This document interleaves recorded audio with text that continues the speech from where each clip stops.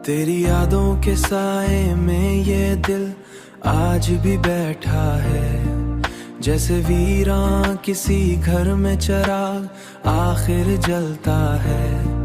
हमने चाहा था तुझे खुद से बढ़कर इस हद तक कि हर सांस में तेरा ही नाम धड़कन सा बजता है, कि हर सांस में तेरा ही नाम धड़कन सा बजता है। तेरी आंखों की वो नमी आज भी दिल में बसी है, जैसे बारिश का कोई कतरा सहराओं में ठहरता है।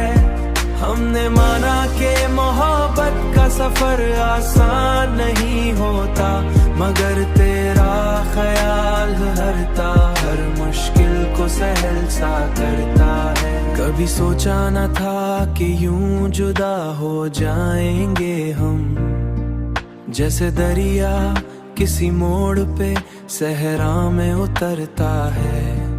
तेरी बातों की महक अब भी फजाओं में रहता है, तेरी बातों की महक अब भी फजाओं में बसी है।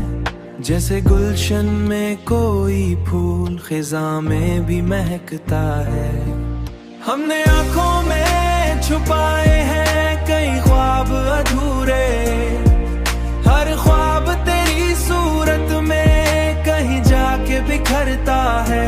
अब तो हर शाम यही सोच के गुजरती है तन्हा, शायद इस राह से एक दिन तेरा कदम गुजरता है।